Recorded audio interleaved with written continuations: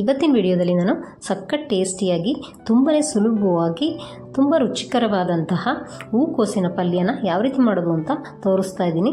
ಇದನ್ನು ನಾವು ಚಪಾತಿ ಜೊತೆಗೆ, ರೊಟ್ಟಿ ಜೊತೆಗೆ ಮತ್ತು ಊಟದ ಜೊತೆಗೆ ಸೈಡ್ ಡಿಶ್ಶಾಗಿ ಕೂಡ ಮಾಡ್ಕೊಳ್ಬೋದು.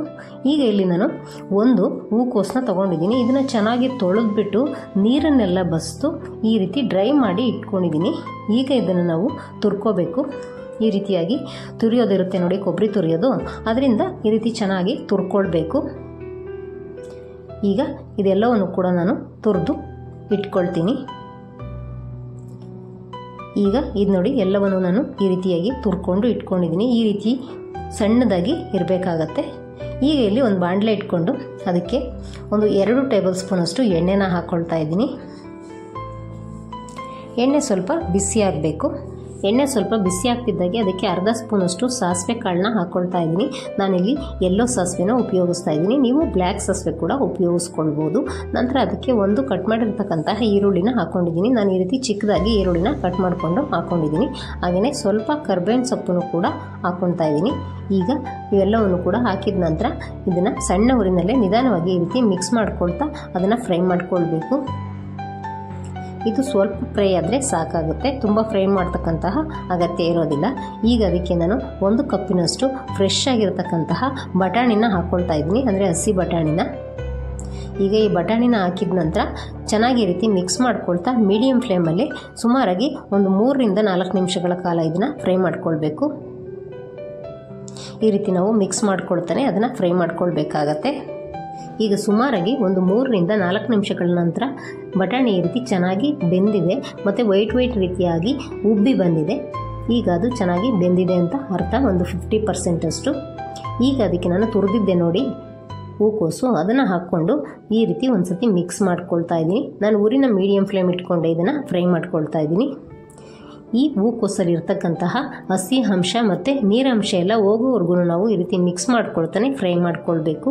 ಈಗ ಅದು ಬೇಗ ನೀರು ಬಿಟ್ಕೊಳ್ಳಿ ಮತ್ತು ಉಪ್ಪೆಲ್ಲ ಇಟ್ಕೊಳ್ಳಿ ಅಂತ ನಾನು ರುಚಿಗೆ ಎಷ್ಟು ಬೇಕೋ ಅಷ್ಟು ಉಪ್ಪನ್ನು ಹಾಕ್ಕೊಳ್ತಾ ಇದ್ದೀನಿ. ಉಪ್ಪನ್ನು ಸೇರಿಸಿದ ನಂತರ ಚೆನ್ನಾಗಿ ಈ ರೀತಿ ಮಿಕ್ಸ್ ಮಾಡ್ಕೊಳ್ತಾನೆ ನೀರಂಶ ಹೋಗೋವರೆಗೂ ನಾವು ಫ್ರೈ ಮಾಡ್ಕೊಳ್ಬೇಕು. ಈಗ ನೋಡಿ, ಚೆನ್ನಾಗಿ ನೀರಂಶ ಎಲ್ಲ ಹೋಗಿ ಹೂಕೋಸು ಕೂಡ ಬೆಂದಿದೆ.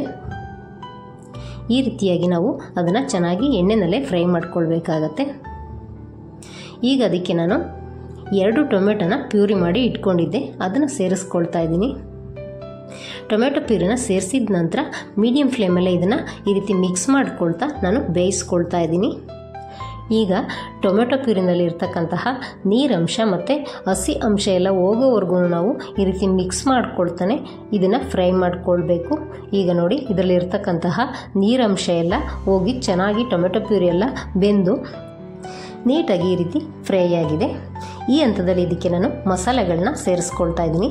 ಇಲ್ಲಿ 1 ಸ್ಪೂನಷ್ಟು ಧನಿಯಾ ಪುಡಿ, 3/4 ಸ್ಪೂನಷ್ಟು ಖಾರದ ಪುಡಿ, ನೀವು ನಿಮ್ಮ ಖಾರಕ್ಕೆ ತಕ್ಕಂತೆ ಎಷ್ಟು ಬೇಕೋ ಅಷ್ಟು ನೋಡಿಕೊಂಡು ಹಾಕ್ಕೊಳ್ಬೋದು. ಹಾಗೆ ಚಿಟಿಕೆಯಷ್ಟು ಅರಿಶಿನ, ಅರ್ಧ ಸ್ಪೂನಷ್ಟು ಜೀರಿಗೆ ಪುಡಿ, ಚಿಟಿಕೆಯಷ್ಟು ಪೆಪ್ಪರ್ ಪುಡಿ, ನಂತರ ಅದಕ್ಕೆ ಒಂದು ಅರ್ಧ ಸ್ಪೂನಷ್ಟು ಗರಂ ಮಸಾಲನ ಹಾಕ್ಕೊಳ್ತಾ ಇದ್ದೀನಿ. ಈಗ ಈ ಎಲ್ಲ ಮಸಾಲೆಗಳನ್ನು ಕೂಡ ಹಾಕಿದ ನಂತರ ಚೆನ್ನಾಗಿ ಈ ರೀತಿ ಮಿಕ್ಸ್ ಮಾಡಿಕೊಂಡು ನಾನೀಗ ಊರಿನ ಲೋ ಫ್ಲೇಮಲ್ಲೇ ಇಟ್ಕೊಂಡಿದ್ದೀನಿ.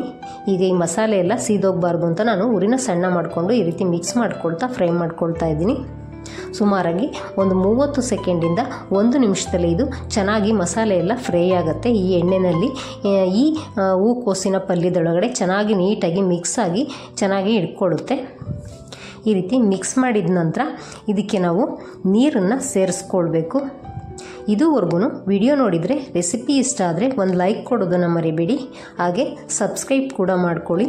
ಬೆಲ್ ಐಕಾನ್ನ ಒತ್ತಿ ಆಲ್ ಆಪ್ಷನ್ನ ಸೆಲೆಕ್ಟ್ ಮಾಡ್ಕೊಳ್ಳಿ. ಆಗ ನಾವು ಆಗ್ತಕ್ಕಂತಹ ಎಲ್ಲ ರೆಸಿಪಿಗಳನ್ನ ನೀವೇ ಮೊದಲು ನೋಡ್ಬೋದು. ಇದು ಗ್ರೇವಿ ಬೇಯಲಿಕ್ಕೆ ನಾನು ಸ್ವಲ್ಪ ನೀರನ್ನು ಸೇರಿಸ್ಕೊಳ್ಬೇಕು. ಹಾಗಾಗಿ ನಾನು ಟೊಮೆಟೊ ಬೌಲ್ನ ತೊಳೆದು ನೀರನ್ನು ಹಾಕ್ಕೊಂಡಿದ್ದೀನಿ. ಹಾಗೆ ಮತ್ತೆ 2 ಕಪ್ಪಷ್ಟು ನೀರನ್ನ ಹಾಕ್ಕೊಂಡಿದ್ದೀನಿ.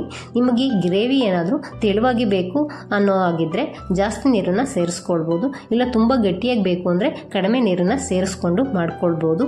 ಈಗ ನೀರನ್ನು ಹಾಕಿದ ನಂತರ ಚೆನ್ನಾಗಿ ಈ ರೀತಿ ಮಿಕ್ಸ್ ಮಾಡಿಕೊಂಡು ಉಪ್ಪು ಅಥವಾ ಖಾರ ಏನಾದರೂ ಕಡಿಮೆ ಆಗಿದ್ದರೆ ನೋಡಿಕೊಂಡು ಹಾಕ್ಕೊಳ್ಬೋದು. ಈಗ ಇದನ್ನು ನಾನು ಬೇಯಲಿಕ್ಕೆ ಬಿಟ್ಟಿದ್ದೀನಿ. ಈ ರೀತಿ ಮೀಡಿಯಮ್ ಫ್ಲೇಮ್ ಇಟ್ಕೊಂಡು ಚೆನ್ನಾಗಿ ಅದನ್ನು ಬೇಯಿಸ್ಕೊಳ್ಬೇಕು. ಈ ರೀತಿ ಮಿಕ್ಸ್ ಮಾಡಿಕೊಡ್ತಾನೆ ಬೇಯಿಸ್ಕೊಳ್ಬೇಕಾಗತ್ತೆ, ತಳ ಹಿಡಿದೇ ಇರೋ ರೀತಿ. ಈಗ ನೋಡಿ ಚೆನ್ನಾಗಿ ಅದು ಬೆಂದಿದೆ. ಈಗ ಗೊಜ್ಜು ಏನಾದರೂ ತೆಳುವಾಗಬೇಕು ಅಂದರೆ ಇನ್ನು ಸ್ವಲ್ಪ ನೀರನ್ನು ಸೇರಿಸ್ಕೊಂಡು ನೀವು ಕುದಿಸ್ಕೊಂಡ್ರೆ ಪಲ್ಯ ರೆಡಿಯಾಗಿಬಿಡುತ್ತೆ.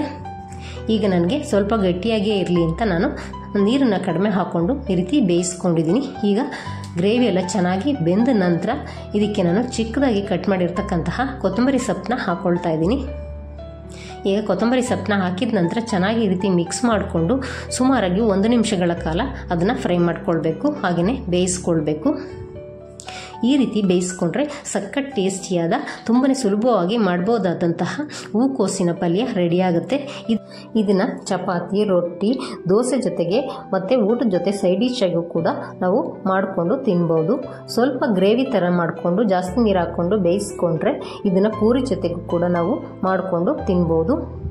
ಇದೇ ರೀತಿ ಇನ್ನೊಂದು ರುಚಿಕರವಾದ ರೆಸಿಪಿಯೊಂದಿಗೆ ನಾನು ನಿಮ್ಮನ್ನು ಮುಂದಿನ ವಿಡಿಯೋದಲ್ಲಿ ಭೇಟಿಯಾಗ್ತೀನಿ.